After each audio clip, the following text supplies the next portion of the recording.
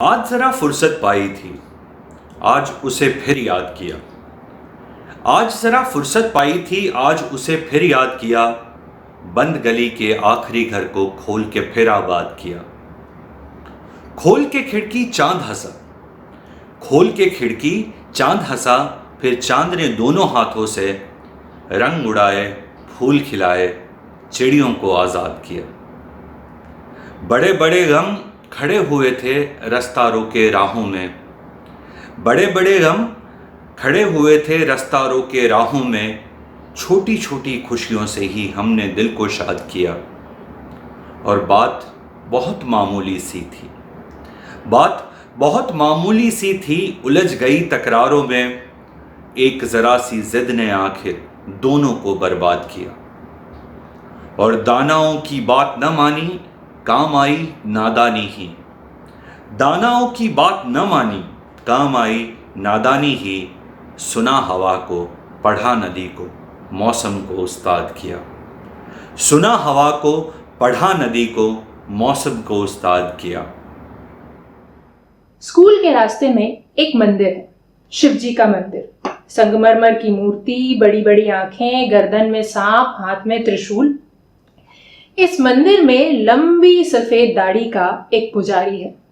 गोरा रंग, माथे पर केसर का तिलक, बड़े बड़े बाल, ध्यान में लीन।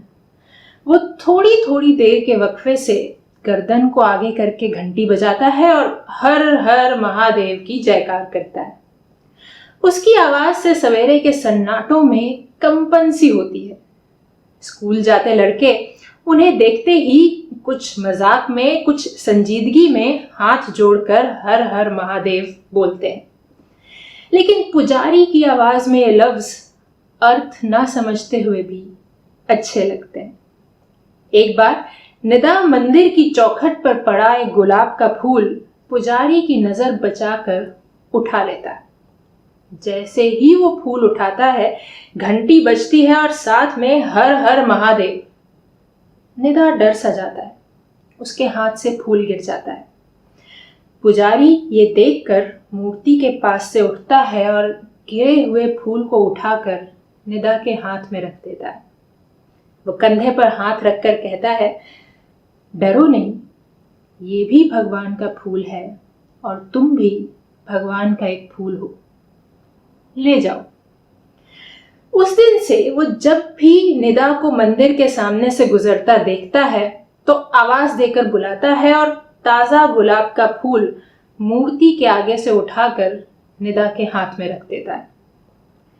धीरे धीरे झिझक खत्म होती है, दोनों आपस में बातें भी करने लगते हैं। 70-75 साल के पुजारी और 4-5 साल के लड़के का ये रिश्ता भी अजीब है, जो चोरी के एक फूल से शुरू होता है और पूजा के कई फूलों तक फैल जाता है। एक महकता हुआ बेनाम रिश्ता। न पुजारी लड़के के नाम से वाकिफ है, न लड़का उसके बारे में कुछ जानता है। दोनों के दरमियान सिर्फ सुर्ख ठंडे फूल हैं। इनमें हर फूल का नाम गुलाब है और हर एक का धर्म खुशबू है। बीमारी की वजह से निदा 4-5 दिन स्कूल नहीं जा पाता। एक दिन पुजारी खुद ही किसी से पता पूछकर घर तक आ जाता है। वो दरवाजा खटखटाता है, उसके हाथ में कई ताजा गुलाब के फूल होते हैं। माँ उसे फूल बेचने वाला समझ लेती है और पल्लू से पैसे खोलते हुए फूलों की कीमत पूछती है। वो जवाब में सिर्फ मुस्कुराते हुए आहिस्ता से हर हर महादेव कहता है। माँ हैरत से देखती है। उसकी आवाज जैसे ही निदा तक पहुंचती है, वो बिस्तर से उठकर बाहर आ जाता है। पुजारी आगे बढ़कर सिर पर हाथ रखकर मुस्कुराते हुए कहता है, बेटा तुम कई दिनों से आए नहीं, मैं खुद ही तुम्हारा पता लगाकर तुम्हारे फूल तुम्हें देने चला आया। 4 दिन के 4 फूल। माँ खामोशी से ये सब देखती है। जब निदा उन्हें पूरी बात बताता है तो वो इन फूलों को एक पानी भरे कटोरे में डालकर निदा के सिराहने रख देती है। और जब निदा अच्छा हो जाता है तो मुरझाए हुए इन फूलों को कूड़े में फेंकने के बजाय उसी कुएं में टलवा देती है जिसमें पुराने तावीज या अरबी लिखे कागजों को ठंडा किया जाता है। वो तवायफ कई मर्दों को पहचानती है, शायद इसीलिए दुनिया को ज्यादा जानती है। वो तवायफ कई मर्दों को पहचानती है, शायद इसीलिए दुनिया को ज्यादा जानती है। उसके कमरे में हर मजहब के भगवान की एक एक तस्वीर लटकी है। उसके कमरे में हर मजहब के भगवान की एक एक तस्वीर लटकी है। ये तस्वीरें लीडरों की तकरीरों की तरह नुमाइशी नहीं। उसका दरवाज़ा रात गए तक हिंदू, मुस्लिम, सिख, ईसाई हर मजहब के आदमी के लिए खुला रहता है। खुदा जाने उसके कमरे की सी कुशादगी माने स्पेशियसनेस, खुदा जाने उसके कमरे की सी कुशादगी मस्जिद और मंदिर के आंगनों में कब पैदा होगी। मुर्तजा हसन निदा के वालिद के दोस्तों में डॉक्टर कोलेकर और प्रोफेसर रामनारायण घर के सदस्य जैसे हैं। रामनारायण और मुर्तजा हसन में बहुत बेतकल्लुफी है। वो जब भी आते हैं अपने आने की सूचना दरवाजे पर दस्तक या कुंडी बजाने के बजाय भारी आवाज में 2-4 गालियों से देते हैं। ये सारी गालियां मुर्तजा हसन के लिए होती हैं। बार बार दोहराए जाने से इन गालियों का गालीपन खत्म हो चुका है। हरामी, जलील, आवारा, बदमाश, गजलची जैसे गैर तहजीबी लफ्ज बातहजीब होकर दोस्ती की पहचान बन चुके हैं। उन्हें सुनकर मुर्तजा हसन की मुस्कुराहट में लड़कपन झांकने लगता है और वो भी हर गाली को काफियों में दोहराते हैं। और जमील फातिमा, निदा की माँ, इनको सुनते ही चाय के साथ उनकी पसंद के पालक के भजिए तलने बैठ जाती हैं। लेकिन एक बार जब वो यही गालियां निदा के मुंह से सुनती हैं तो लकड़ी उठाकर उसे धुनना शुरू कर देती हैं। इस जुर्म की सजा में वो रात निदा को खाली पेट ही सोनी पड़ती है। इन गालियों को सुसभ्य बनाने के लिए काफी वक्त लगता है, 30-35 बरस से भी ज्यादा, और निदा उन्हें सुनते ही कच्ची उम्र में दोहराने लगता है। शायद इसीलिए उसके होठों पर आकर वो फिर से अश्लील बन जाती है। बात दरअसल ये है कि कोई लफ्ज अपने अंदर अच्छा या बुरा नहीं होता, इनको बोलने वाले ही इन्हें अच्छा या बुरा बना देते हैं। लफ्ज और शख्सियत की सूझबूझ बहुत दिनों में जागती है। शाम को रामनारायण आते हैं। वो आज कुछ चुप चुप से हैं। उनके माथे पर सिलवटें हैं और आंखें खोई खोई सी हैं। वो मुर्तजा हसन से गंभीरता से कहते हैं, शहर की फिजा बहुत खराब है। ऐसा करो, तुम कुछ दिन के लिए बाल बच्चों को किसी मुसलमान आबादी के इलाके में शिफ्ट कर दो। मुसलमान आबादी से क्या मतलब है तुम्हारा? रामनारायण, तुम अच्छी तरह जानते हो मैं इस भेदभाव को नहीं मानता। मेरे तुम्हारे न मानने से क्या होता है? रामनारायण गुस्से में चिल्लाते हैं। हम सियासतों की कठपुतलियां हैं। दूसरे दिन मुर्तजा हसन का खानदान एक हवेली में पनाह लेता है। हवेली की रात डरावनी और खामोश है। रात भर एक तरफ से हर हर महादेव के नारे गूंजते हैं तो कुछ देर बाद दूसरी तरफ से अल्लाह अकबर का शोर उठता है। इनको सुनकर औरतों की नींदें खुल जाती हैं और बच्चे सहम कर अपनी माओं के करीब हो जाते हैं। पुजारी के हर हर महादेव और मुल्ला जी के अल्लाह अकबर के अल्फाज भी अब इन अजनबी आवाज़ों में गालियां बन गए हैं। ये उसी तरह घिनौने लगते हैं जिस तरह रामनारायण की गालियां निदा के मुंह में अश्लील हो गई थी। लगता है ये लोग भी दूसरों के लफ्जों को दोहराकर कोई गुनाह कर रहे हैं। धूप में निकलो, घटाओं में नहा कर देखो। धूप में निकलो, घटाओं में नहा कर देखो। जिंदगी क्या है, किताबों को हटा कर देखो। सिर्फ आंखों से ही दुनिया नहीं देखी जाती। सिर्फ आंखों से ही दुनिया नहीं देखी जाती। दिल की धड़कन को भी बीनाई बना कर देखो। और पत्थरों में भी ज़बां होती है, दिल होते हैं। पत्थरों में भी ज़बां होती है, दिल होते हैं। अपने घर के दरो दीवार सजा कर देखो। और वो सितारा है, चमकने दो यूं ही आँखों में। वो सितारा है, चमकने दो यूं ही आँखों में। क्या ज़रूरी है, उसे जिस्म बना कर देखो। और फासला नज़रों का धोखा भी तो हो सकता है। फासला नज़रों का धोखा भी तो हो सकता है। वो मिले या ना मिले, हाथ बढ़ा कर देखो। वो मिले या ना मिले, हाथ बढ़ा कर देखो।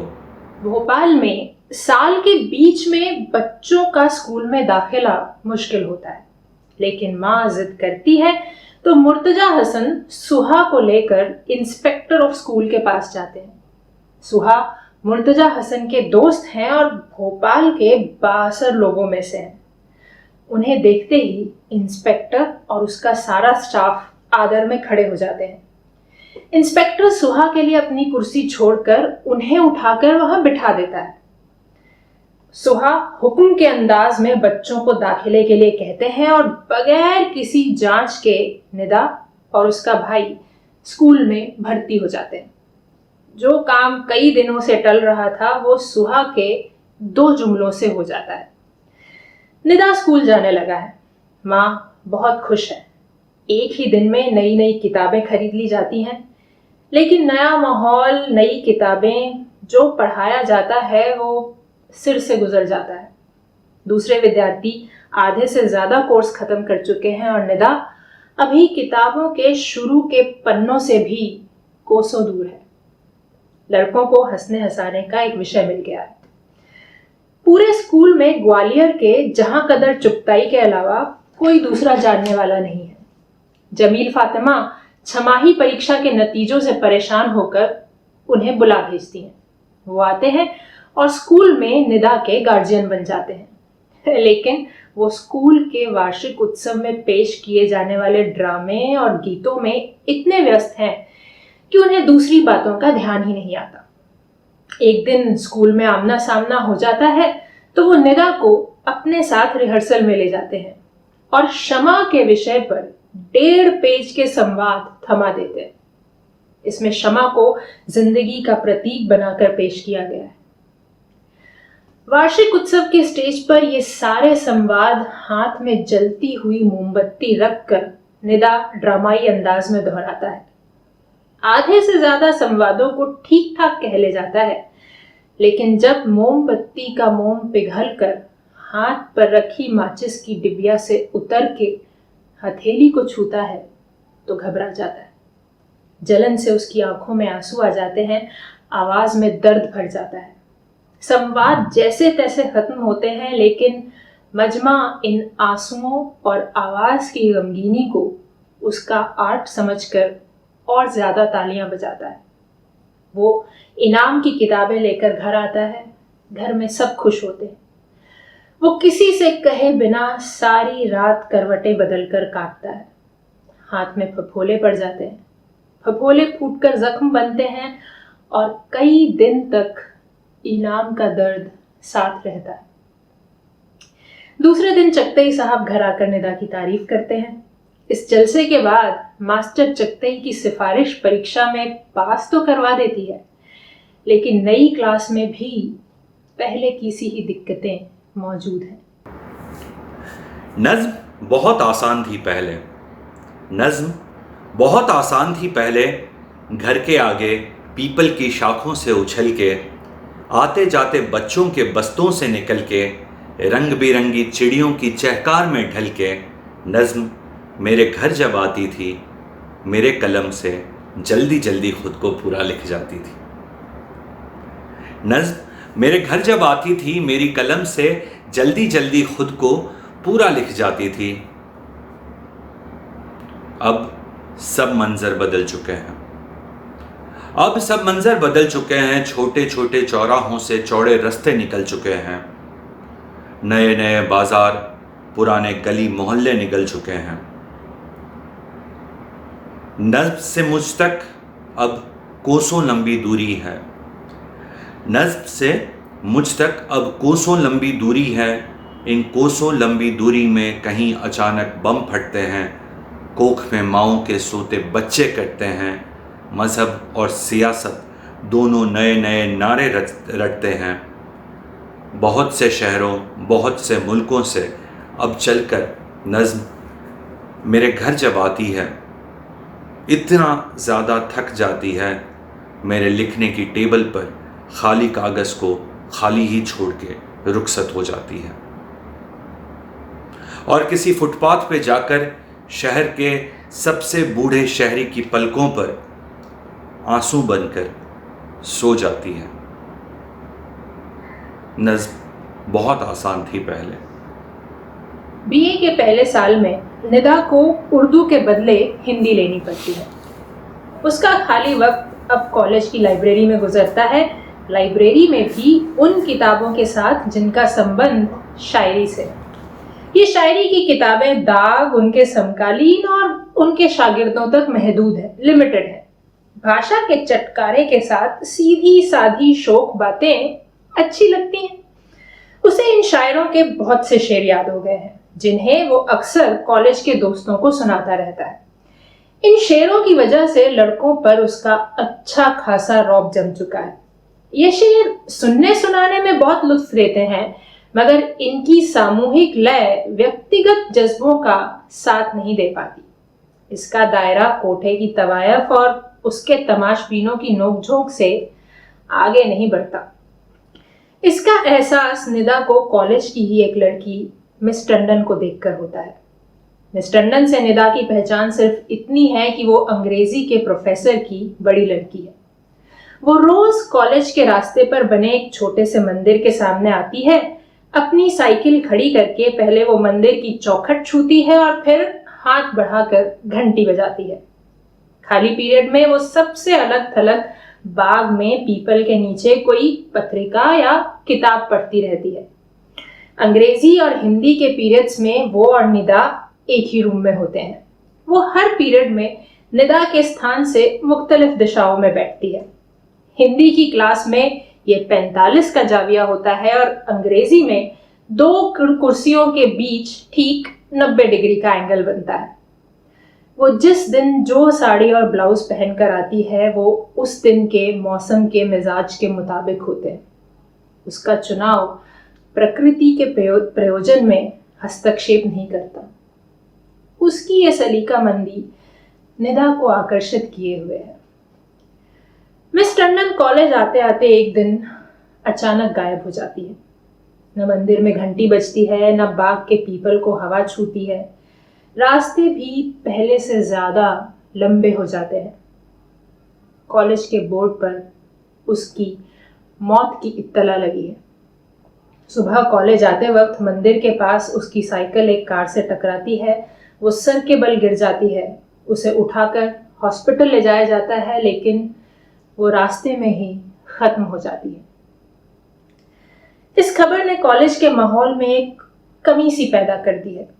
बाग का पीपल, क्लास, मंदिर सब अधूरे से लगने लगे हैं। कुछ दिन ये अधूरापन महसूस होता है और फिर धीरे धीरे हर चीज पहले जैसी हो जाती है। लेकिन जब भी निदा तन्हाई में उसके बारे में सोचता है, तो उसकी याददाश्त में महफूज कोई शेर उसका साथ नहीं देता। वो अपने आप में ही उलझने लगता है। वो सारे शेर जो पहले उसे शोख और खूबसूरत लगते थे, उसकी अभिव्यक्ति का साथ ही नहीं देते। निदा और मिस टंडन का ये रिश्ता एक बेनाम सा रिश्ता है, लेकिन इसने निदा के जहन में शेर की नई जुबान की तलाश जगा दी। रेशम के डोरों की तरह हर डोरा दूसरे में उलझा हुआ है। लफ्ज और एहसास की दूरी की इस कशमकश ने उसके शेर गढ़ने को करीब करीब खत्म कर दिया है। वो सारे लफ्ज जो उसके साथ हैं, जिनके साथ वो छोटे से बड़ा हुआ है, उनसे इस जहनी कशमकश का कोई संबंध नहीं है। पहले ये लफ्ज खुद एक लय में ढलकर शेर का रूप धर लेते थे। जिधर लफ्ज ले जाते थे उधर जहन मुड़ जाता था, मगर अब जज्बा और एहसास इनमें खुद को खोजने लगे हैं। शायरी की जुबान उसे झूठी महसूस होती है। इसमें अपने इर्द गिर्द की मानूस फिजा दिखाई ही नहीं देती। घर और घर से बाहर की परछाइयां शायरी की जगह अफसानवी अदब में, स्टोरीज में, प्रोज में ज्यादा गहरी और जानी पहचानी नजर आती है। रूसी इनकलाब से पहले का कथा साहित्य, जिसमें टॉल्स्टॉय, चेखव, गोगोल, गोर्की, दास्तोवस्की आदि हैं, जहन की बेचेहरा पेचीदगियों को मुनासिब शक्ल देने लगते हैं। इनके किरदारों के विरोधाभास और सोच का विश्लेषणात्मक अंदाज उसे अपने आप से करीब किए हुए है। इन पात्रों के साथ वो खुद को अजनबी महसूस नहीं करता। इनमें से अक्सर उसे शहर के गली कूचों में चलते फिरते दिखाई देते हैं। अदब में आसपास के जाने पहचाने मंजरों की इसी तलाश ने निदा को बोलियों के क्लासिकी कविता की घरेलू फिजा से जोड़ दिया है। एक डूबती हुई शाम को वीरान पहाड़ों के पुराने से मंदिर में सूरदास की राधा कृष्ण के वियोग में हरे भरे दरख्तों से शिकायत कर रही है। स्वर और शब्द के साथ इधर उधर भटकती हुई गायें, पास में बहता हुआ पानी, ढलते सूरज में गंभीर होती चट्टानें, सूना पहाड़ी रास्ता, सब उसके दुख में शरीक हो जाते हैं।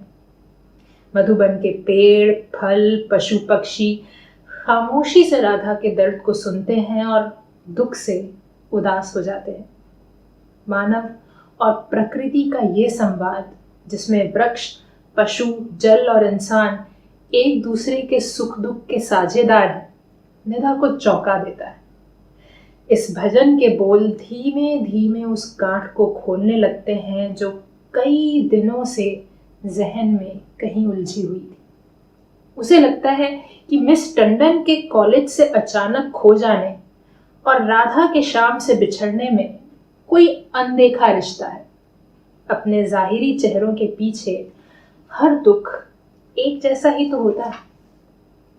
सूरदास के शब्दों में निदा को उस अनजान बेशक्ल सूनेपन की झलक नजर आती है जो आहिस्ता आहिस्ता उसमें कहीं गहरे उतर चुका है। सूर उसका परिचय रहीम, कबीर, मीरा, दाऊद, तुलसी से करा देते हैं और उनकी छाया में वो अपनी धूप सुखाने लगता है। इस जहनी निकटता ने उसकी भाषा को तस्वीरी और ज़मीनी बना दिया है। कई महीनों की खामोशी के बाद वो एक साथ कई नज़में लिखता है।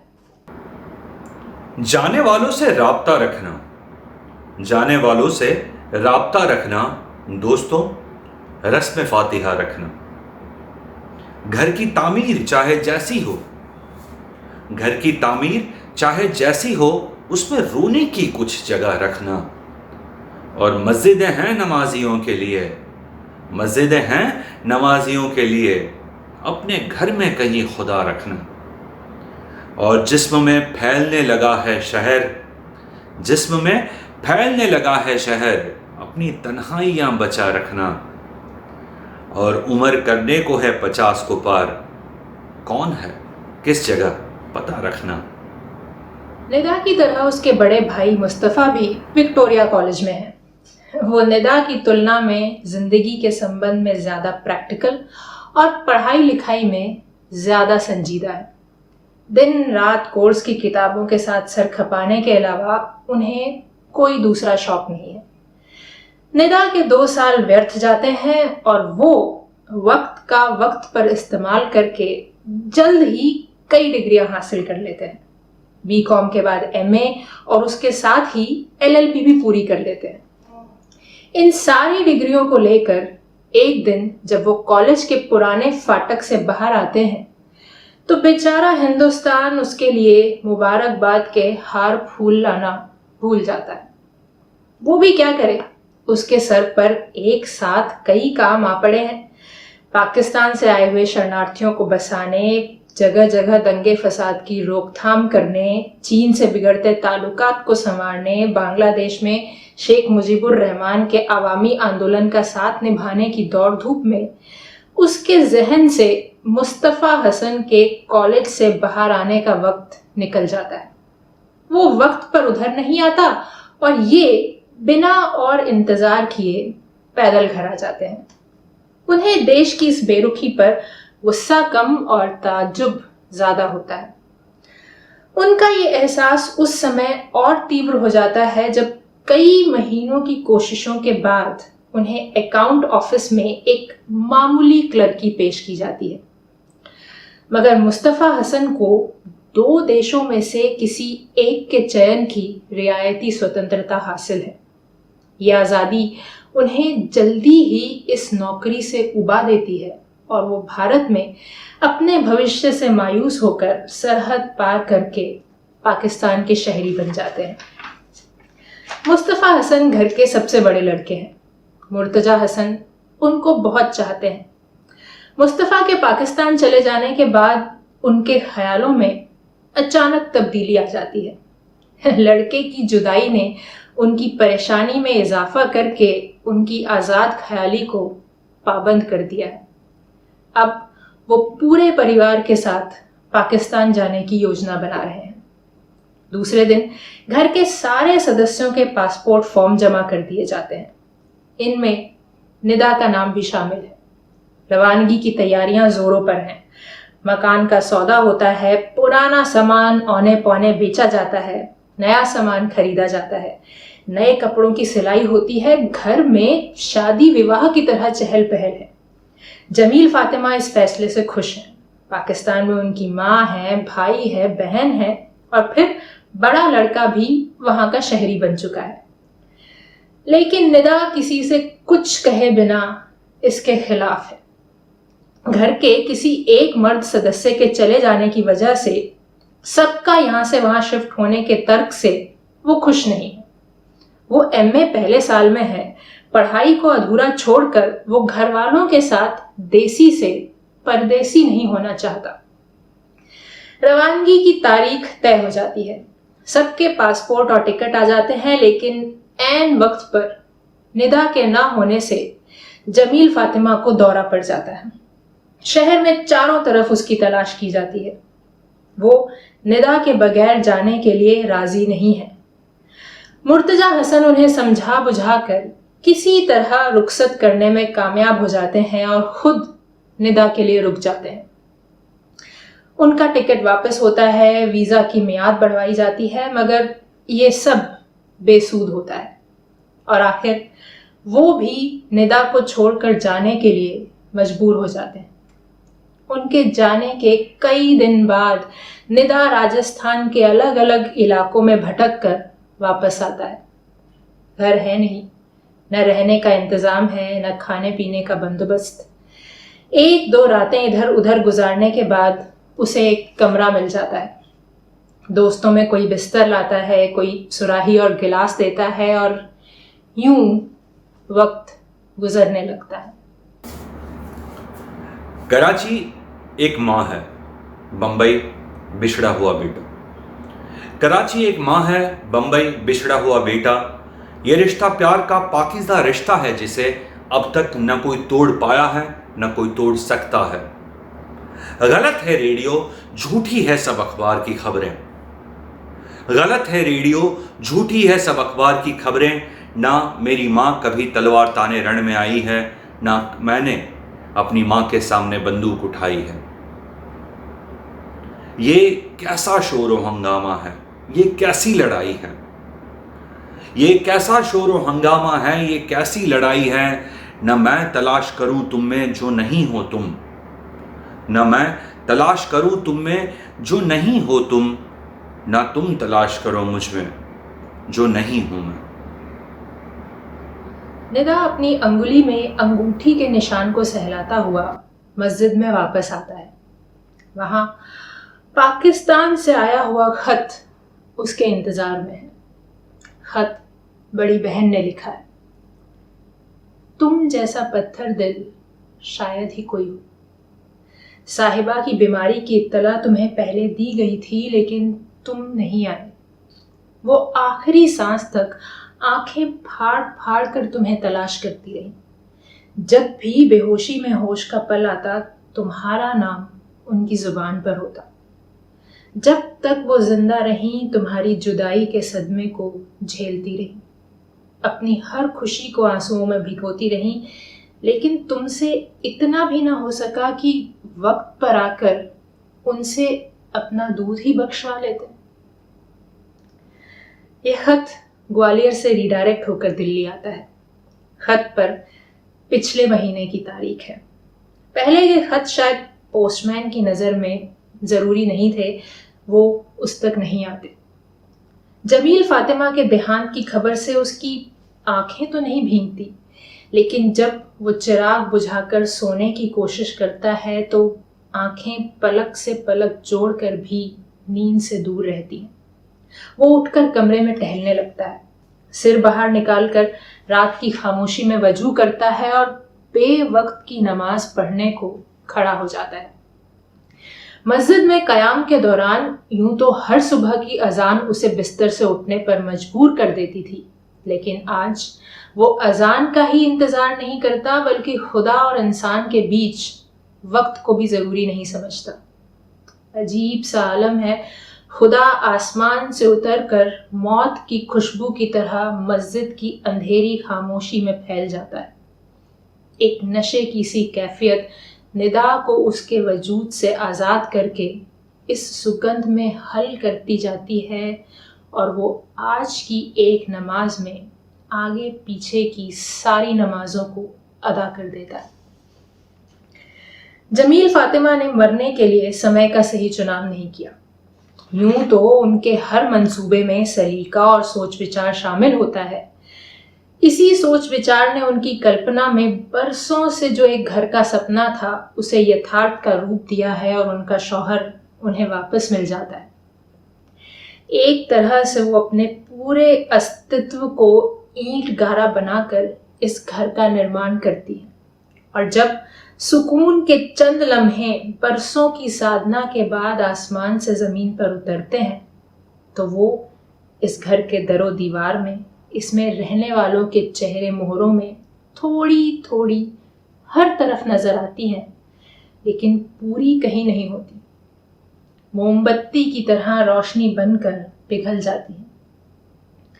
बड़ी बहन पाकिस्तान से लिखती हैं, आखिरी सांस तक उनकी आंखों में इंतजार रोशन था। वो हर आहट पर पुतलियां फिर जाती थी। उनके पास समय कम था और राजनीति को जंग की जल्दी ज्यादा थी। निदा बावजूद कोशिश के दूसरे बहन भाइयों के साथ उनके गम में शरीक होने से वंचित रह जाता है। बरसों का रिश्ता खामोश होकर कब्र बन जाता है। निदा को माँ का एक पुराना खत याद आता है। मेरे खुदा ने मेरी सारी आरजुएं पूरी की हैं। मैंने जो उससे मांगा वो उसने दिया है। एक तुम्हारा गम है जो पीछा नहीं छोड़ता। शायद ये मेरे ही किसी गुनाह की सजा है जो तुम जीते जी आंखों से दूर हो। लेकिन मुझे यकीन है मेरा मालिक एक ना एक दिन मेरे गुनाह को जरूर माफ करेगा और ये जुदाई की घड़ियां समाप्त हो जाएंगी। लेकिन उनके मालिक को दो मुल्कों के बीच युद्ध की तैयारियों से इतनी फुर्सत नहीं मिली कि उनकी प्रार्थना पर ध्यान दे, और वो अपने गुनाह को अपने साथ लिए हमेशा के लिए रुखसत हो गई। मैं रोया परदेस में भीगा माँ का प्यार। मैं रोया परदेस में भीगा माँ का प्यार।